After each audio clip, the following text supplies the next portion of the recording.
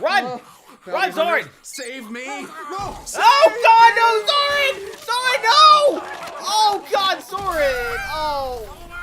Hey guys, my name's Dan, and today's reaction comes from Dead Meat. This is Critters 2 1988 Kill Count. Now, I had a whole hell of a lot of fun watching this movie, a lot more fun than I thought I was going to, so I'm very excited to learn more about it and to see Zoran again.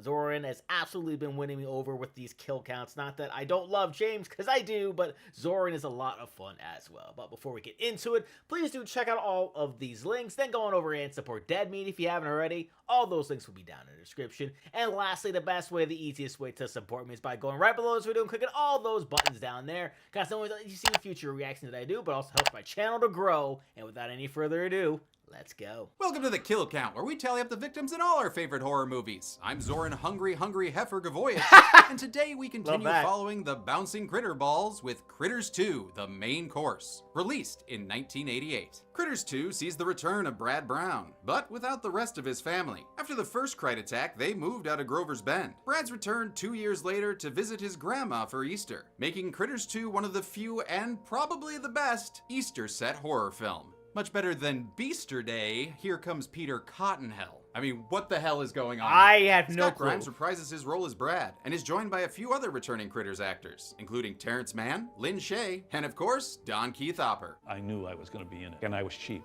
You know what I'm saying? One face that didn't return the same was Sheriff Harv, since M. Emmett Walsh declined to do another Critters movie. Nobody ever gave us flack about that. It always bothered me a little bit. Well, maybe he was too busy being stuffed on a couch somewhere. Oh dear. Oh my God.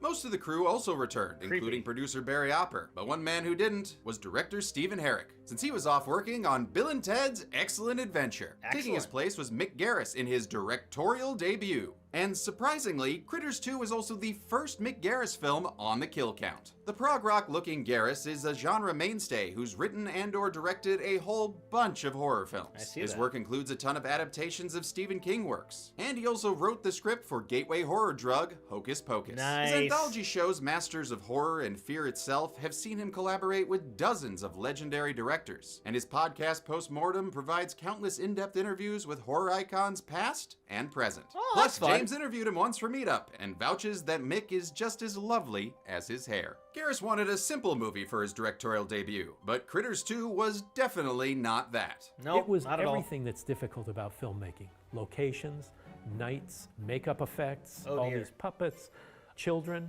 animals. Yep. Everything that's tough about making a movie was in this little movie. Garris also punched up the script written by David Toohey, best known for writing and directing the Riddick film series. Thanks to Garris's input, the film is a lot more comedic than the first one, embracing its similarities to that other franchise. Yeah, that It was other one. always a sequel to a low-budget ripoff of Gremlins, but I think there was a little of that Warner Brothers sense of humor brought to it. Garris may have also added this movie's anti-meat message, since he himself is a longtime vegan. You've been eating red meat. No, not me. Ah, it's the worst thing you could do to that body. Love meat. Bad habit. But even if you don't eat meat, I this even movie's noticed still that. got plenty of kills. How many people-shaped Easter eggs will be cracked open by the critters? Let's find out and get to the kills. See what we got. The movie begins with a tasty-looking title card. Oh, leave some room for dessert there, critters. A couple of bounty hunters complete a seasonal bounty board milestone when they add this hexapod worm to their pile of puppets. Decapitated I am. Ah! The bounty hunters are revealed to be Ugg and Charlie, and Lee's here too, flying them away from a planet of slime. Ah! Are you kidding me? He still hasn't picked a face yet. Lee stays a nothing face till he finds the right self. Can't live in the wrong self.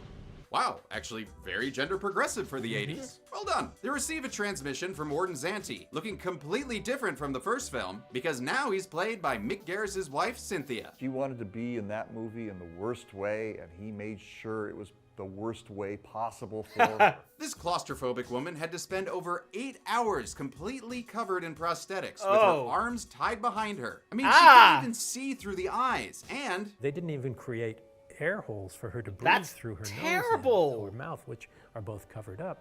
Dude. And had to create slits. oh, come on, Mick. I'd never force my wife to wear an uncomfortable mask. Zoran, what about Predator, Michael Oh. Myers, Oh. Babyface? Oh. Where they talk? Okay, well, that didn't count. We were just engaged. Okay, they counted, and I'm sorry. Okay. I love your hair. Oh, I no. like your redhead. They find out they failed to exterminate the Krites, so in order to get fully paid, they have to head back to Grover's Bend, Kansas. And they aren't the only ones, since Bradley Brown, the lone wolf pyro-loving teenager, is on his way to visit his never-before-mentioned Nana for Easter. Wow, this family really does send him to do everything on his own. Since Literally it's Easter, does. they're gonna need some eggs. So good thing we have the ones from the end of the first film. Oh, actually, we've got a whole lot more of them. Josh, make a note of how many eggs. 48 eggs. Noted. The eggs are found by a non-dread pirate, Wesley, next to the old, budget-friendly Brown Farm mailbox. No need to see the house, just pretend it's there. Sure. Besides, who needs to see a farm when we get to see more of Grover's Bend? The fictional town was built from scratch by production designer Philip Dean Foreman and his team. They took old warehouses used for police target practice and added facades, in addition to fully building a church. It was all done in Valencia, California, which was experiencing the coldest winter on record. Oh, that It was sucks. spring and warm, and the grass kept dying.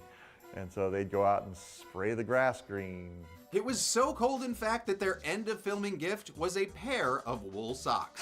Embroidered. Critters too. That's awesome. Happy Christmas.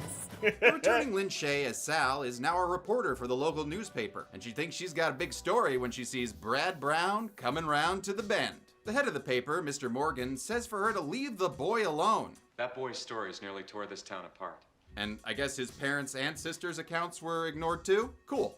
Maybe just go back to printing stories about Fonzie. Wesley, that Eric Christian Olmos guy, heads down under to Quigley's antique shop. He's there to unload some eggs. And for payment, Not Buck Flowers here gives him some generic beer and a couple of Playboys. Wait, is that October 74? Nope, guess we'll never know since he loses one of them on the way out. Good job, Wesley. He celebrates his job well done at the Hungry Heifer, a local restaurant with a super catchy jingle created by Cynthia Garris. At the Hungry Heifer, we won't give you no steer. Singer, songwriter, and space warden? What can't your wife do, Mick? Aside from, breathe in that costume. Yeah! Do that to her. Wesley hits on a girl named Megan.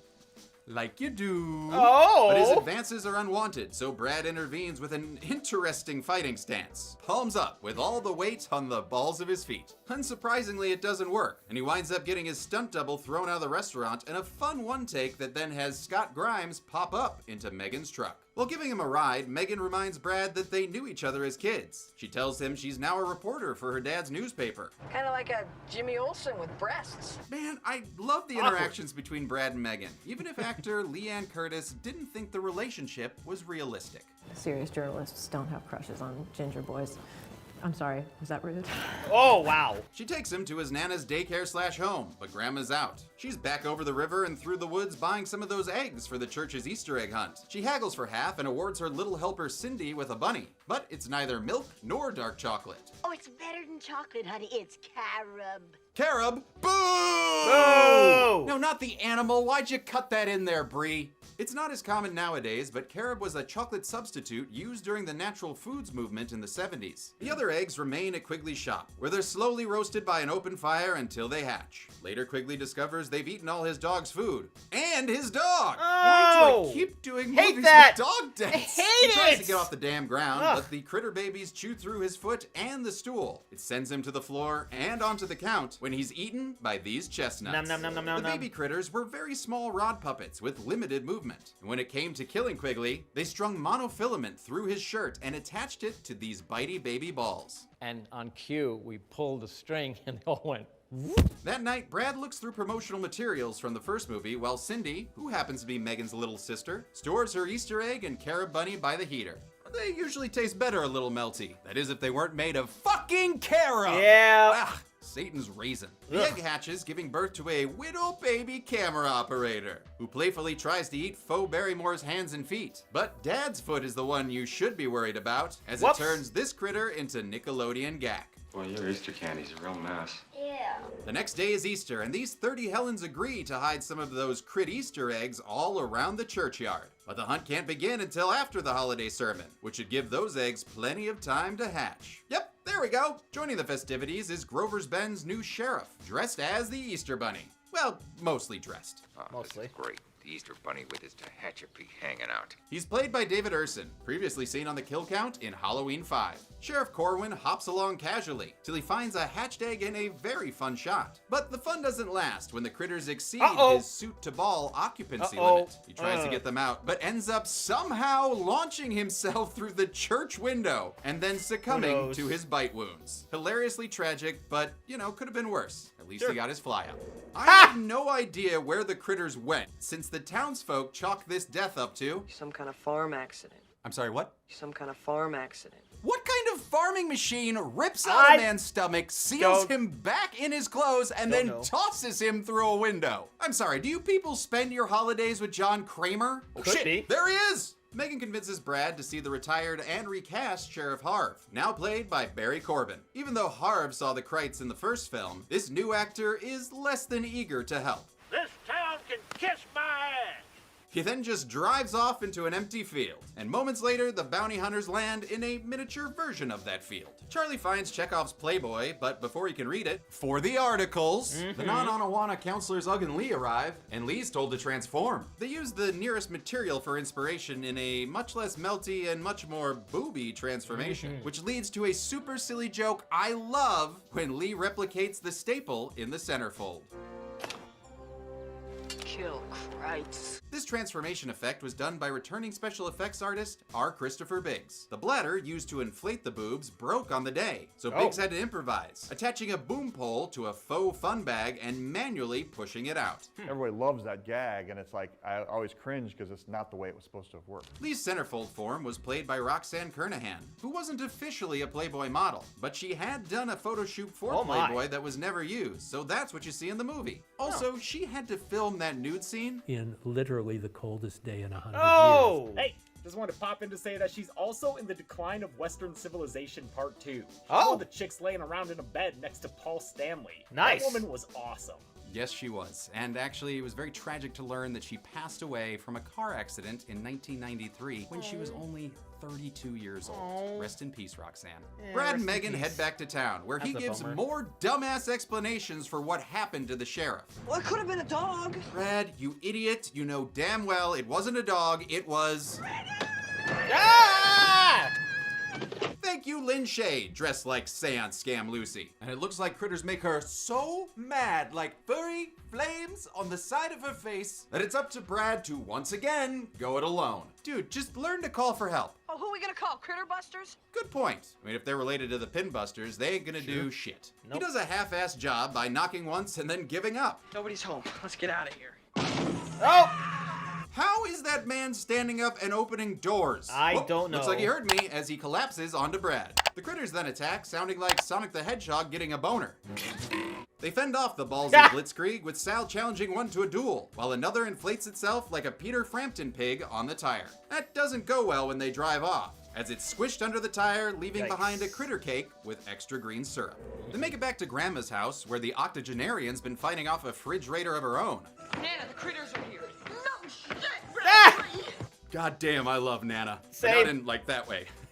I'm married. Brad finds the bounty remote from the first movie, and when he pushes the Deus Ex button, the door and critter explode all over the wall. The bounty hunters are back. These guys are great. Yes. Yes, they are. The reunion continues when Brad sees a clean and sober Charlie who loves his new job as a bounty hunter. Guess that means he won't be staying long. I gotta go where the cosmic winds blow me. Cosmic Winds. Isn't that the name of a space stripper? The bounty hunters somehow walk to town faster than Brad and Megan can drive there and come across the Hungry Heifer Burger joint, overrun by critters and Eddie Deasons. Deason's career consisted of playing the nerdiest of nerds, most notably in Grease and as the voice of Mandark in Dexter's Lab. Deason's then Iggy Catalpa bolted away, giving us time for another fun Gremlin Z comedy scene, Critters style. But that fun doesn't last long since Ugg's dick gun gets aroused by the thought of killing, and Lee here definitely doesn't suffer from penis envy. Nope. Uh-oh is right, as the humanized Daleks start to exterminate, Exterminate! And going off the 14 total I see in this wide shot and the one on the garbage can here, I count 11 critters killed in this scene. 6 Krites are blown up by the bounty hunter's wang guns on screen, and another is knocked into a fryer after getting a new haircut. are able to valmorphosize into a larger ball and escape, leaving 4 to be killed off screen from these ridiculous blasts. Ooh, how do you feel about that number, Critter? This movie is a goddamn cartoon and I love it. Same. This Kansas chain restaurant massacre took days to film. The meat and ketchup and other food smells got old really quick. Luckily, the Kyotos could take out their aggression by exploding some critters. And those exploding ones had to be made differently from the normal puppets. We made them out of urethane foam. Yeah. Yeah, so they were more rigid.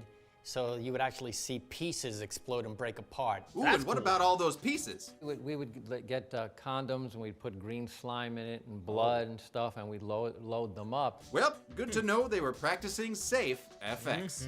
I'm Bovine, owner of the Hungry Heifer, and I'm here to remind all you little critters that this weekend our Easter Feaster deals are back. This weekend only, you can grab yourself a moose-eye shank, a bonnet o' beef, or a basket of beefster eggs with all the crucifixes. And unlike our Lord Jesus Christ, after 3 days, these deals won't be resurrected. So come on down to the Hungry Heifer. Unless, of course, you're one of them prison-breaking space porcupines, then stay the hell away. My insurance won't cover that shit no more. Okay. Hungry heifer, we won't give you a bum steer. The escape ball chases folks in critter vision, which honestly makes me wonder why they aren't just vomiting all the time. The ball then busts these pinheads before 710 splitting up to continue terrorizing the town. And let's just take a moment to point out the unsung heroes of this scene, the extras, who absolutely gave it their all running from these furry bowling balls. Brad and Megan find her dad, who gets hit by an awkward insert shot of a critter quill. The quill peters him out, and they drag him away, dropping him off at the church before very casually just walking back through town to meet up with the bounty hunters, who are currently trying to figure out how straws work. The Hungry Heifer, Hefe, whines about the damage to his franchise location, when Lee decides to quantum leap their face into the Deezes. Kill more crates. Okay, they try to do just that for a couple of scenes, but they miss all their shots until night falls. Well, hey, maybe it's because this new face isn't working out for Lee. Perhaps the face of a burned-up child molester would be a better fit? Charlie quickly vetoes that idea since it would break this movie's budget to get Robert Englund in the height of Freddy fever. Sure would. But that's okay, because Lee reverts back to their previous form and catchphrase. Kill crates. They track one of the critters into a totally real alleyway, but find themselves in an ambush situation. Oh, Must no. be a couple of dozen of these things. Lee's screams bring Charlie and Ugg running, where they find Lee's arm chewed to the bone like a pied-to-death security guard. Damn, actually, this death makes me a little sad. And I'm not the only one. As a distraught Ugg screams their face away, putting some validity to my thought that these two are more than just work friends. Everyone is holed up in the church since they can't leave town or call for help, thanks to a little critter sabotage. The critters are nowhere to be seen, but they are heard by this shotgun-toting fella, who goes to investigate only to be pulled off screen and eaten. Wait, is he really dead?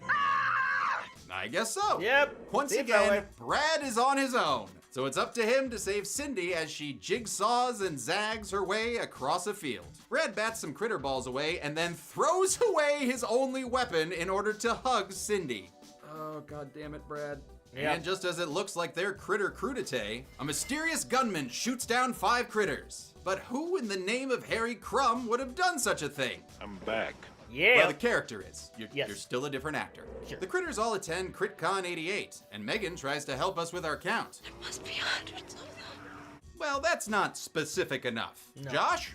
Whoa, that's way more than the 48 eggs from before. Must be a critter orgy or something. That's 1 horny critter and 2 horny critters. The townsfolk blame Brad for the critters returning, but Clay Johnson is the closer of that conversation. If we sit around here on our duffs, bitching, we're going to end up tomorrow's leftovers. Now, I don't too much relish that idea. Oh, that was a delicious pun. More, please. Brad comes up with a goddamn plan. Yeah! And suggests they lure the critters into the nearby hamburger factory. Then they'll lock them in and blow them up. Sounds good, but where are you gonna get the explosives? The hardware store? They're not gonna have any. What the fuck? What store is this? I They don't set up know. A buffet of meat and dynamite that's sure to raise the critters' nitroglyceride levels. With a single fan, they waft the smell over a mile, and somehow it works. The critters come a-rollin', even slow Jeremy. I guess they can talk now? I guess. Now that's just ridiculous. Whoa! Unfortunately, the winds changed, causing them to go after the live meat. Looks like, Charlie, it's time to prove yourself. And you ran away, and that's which. Okay, So cool. Charlie Our ran franchise away. hero, ladies and gentlemen. A larger critter stops them and tells his non-manscaped militia they'd be better off with cheeseburger, cheeseburger, cheeseburgers. And since the Krite social hierarchy is based on survival of the biggest, they make like Autobots and roll out. This caravan of critters consisted of a grid of lightweight aluminum, with wires connecting the critters who were on yokes, so they would roll when dragged across the terrain. Well, most of them. The larger critter ball that leads them was on its own yoke and dragged by an ATV off-screen. They get to the Polar Ice Burger That's kinda Factory cool. and chow down on some meat. Man, do they love to eat. Look at that little guy. He just couldn't be happier. Unfortunately, the Kyotos weren't too happy that production used real raw meat that would get rancid after a couple days of shooting. Oh, They God. weren't sealed. They would come down and it'd be all over your hand. Oh, putting those puppets on your hand, they were stinky little bastards. Oh, God. And when everyone else went home for the That's day, awful. We would have to take the puppets and actually spend all night cleaning them. Eek. Oh, it's not so bad. after some awkward stares, it's revealed that the big critter is actually Ugg in disguise. He then transforms and escapes just in time for the door to crush another critter. Aw, he looks like a fuzzy little Tatum. The townsfolk Wile E. Coyote the Plunger, blowing up the factory and melting the Polar Ice Burgers. This effect was originally supposed to be 3 giant explosions, so that it would top the ending from the first film. The first explosion burned up all the wires that were going to detonate the explosions to follow. You can't do take 2 once you've already exploded take 1. Oh well, it still makes for a very happy ending. Brad and I liked Megan it. celebrate with a kiss as I start counting. No, not quite. Absolutely nothing, because those critters ain't dead. They formed one of the greatest things to ever be filmed, a giant critter ball. The critter ball was originally scripted to be 30 feet in diameter. When that proved too difficult, it was scaled down to 10 feet, which was still huge. The ball was built on a geodesic dome structure, then covered with critter heads and fur. Some of them you're seeing their butts and their I bodies. still think they're probably interspersed. they're like 300 faces on Yeah. it, though. Oh, did you hear that, Josh? Wait, what? 300 faces. Oh, I lost count. The critter heads had remote-controlled mouths to add movement, but the real movement that mattered was moving this giant thing around. They first tried mounting a bar into a center axle and rolling it on the off-camera side, but that was unreliable when going over rough terrain, and also crushed the whittle critter faces. Mr. Kyoto, how would you say the test worked out? I think it sucks balls. Special effects supervisor Martin Breslin fixed the issue by mounting the ball on a trailer so it could be towed. For some wide shots, they used a full-size ball that was actually a weather balloon covered in critter pelts. It would either be rolled by a crew member. One time it got away from us and rolled down into the canyon. Oh, no. Or pulled by an ATV, which Charlie Kyoto loved to watch. Seeing a crowd of people running and this giant furry ball is being pulled and it's chasing them along. It was a hoot. The critter ball runs over one slow-ass motherfucking extra No. who leaves behind a cartoony shaking skeleton. Just, sitting on top of his old clothes. Sure, yeah, why not? Best way to go out is pantsless. And that effect was a happy accident. During one of the takes, somebody bumped the foot, and the whole skeleton kind of went, and Mick was like, "Ooh, do more of that." The gym class pushball of death chases the Grovers back to town, with Megan and Brad in tow. The chase that follows involved the truck-mounted critter ball trying to ram them off the road. It was difficult and nerve-wracking to film. Having it pound against without ruining anything, very expensive device for what we were doing. And that goes for the actors as well. It's very distracting to work with a giant critter ball to the left of you. The ball and Edward Kyoto arrive in town. You see my legs behind it. Where it heads straight towards the church to consume midnight mass quantities. Brad and Megan are able to cut it off, but then send their car over a hay bale. And that doesn't do much since they're still able to get to the church on time. The critter ball turns back on course for the church when, oh my god, is that Charlie flying the spaceship? I'm a bounty hunter! Yay! Charlie's Yay, going on Charlie! an adventure! And that's apparently the greatest adventure, death, as he flies into the critter ball, blowing it up and adding, how many critters do we add to the count, Josh? I started to go cross-eyed from counting, so I'm going to use math. Assuming the center is hollow like an n-theorem ball, I estimated a 16 critter diameter, giving us an 8 critter radius. So our surface area would be 4 times pi times 8 squared, which is around 804 critters. Damn! Very impressive. Let's add 804 critters to the bounty board that died in this goodness gracious great ball of fire. With Charlie presumed dead, the town mourns, and Ugg honors him by taking his face. But the next day, as Brad is saying his goodbyes and almost kissing Megan again, they learn that Charlie survived by ejecting himself from the spaceship before it blew up. Totally did not see anything fly out of that ship, but hey, gotta keep him around for the third film. With Ugg's grand facial gesture made moot, he returns to a random spaceship, leaving Charlie behind. Charlie is then declared the new sheriff by the ex-sheriff, who definitely has no authority to do such a thing. Brad and Megan finally kiss, and the movie ends with the filmmakers thanking the fictional folks of Grover's Bend. How many people became the main course in this Easter Sunday meal of a movie? Let's find out and get to the Ah! Oh God, critters! Run! Run, Zoran! Save me! No! Oh God, no, Zoran! Zoran, no! Oh God, Zoran! Oh. Life signs not detected. Show must go on. All right. That'll work. Count more Krites. The numbers keep on counting. I love it. 4 humans and 1 alien bounty hunter died in Critters 2. This is amazing. They were all men, except for my friend Lee, giving us a chart as blue as the frozen meat from the hungry heifer. Ha ha ha. Ha ha ha. With a runtime of 94 minutes, that gave us a kill on average every 18.8 minutes. As for the bounty board, we can add 824 dead Krites. 7 for the townsfolk and 817 for the bounty hunters. We win. That leaves us with a critter kill on average every 7-ish seconds. This form is pleasing yet goofy. If I could just get the voice right. Oh God. We'll give the golden chainsaw for Yay! coolest kill to the guy run over by the critter ball. It's the most memorable kill from the movie and so cartoony and fun. It's just, I fucking love it. Same. The machete for lamest kill goes to this rando shotgun guy pulled off screen. The most horrifying thing about that was the damage done to my eardrums by Brad. And the Bounty Booty Award for Best Critter Kill goes to the Critter Ball. I mean, How it's gotta the be. hell could I not? No. And that's it. Critters 2 came out in 1988, and due to its poor box office performance, was the final Critters film to be released theatrically. It performed well enough on home video to prompt 2 back-to-back film sequels that I'll be starting next week. But until then, I'm a man who also loves a girl named Megan, and this has been the kill count. There we go! Yeah, that was a blast. I absolutely love Zoran. With more and more of these, I enjoy him that much more. His comedy is always on point. That's why I said at the very beginning why I love Zoran so much, is because his comedy is always right.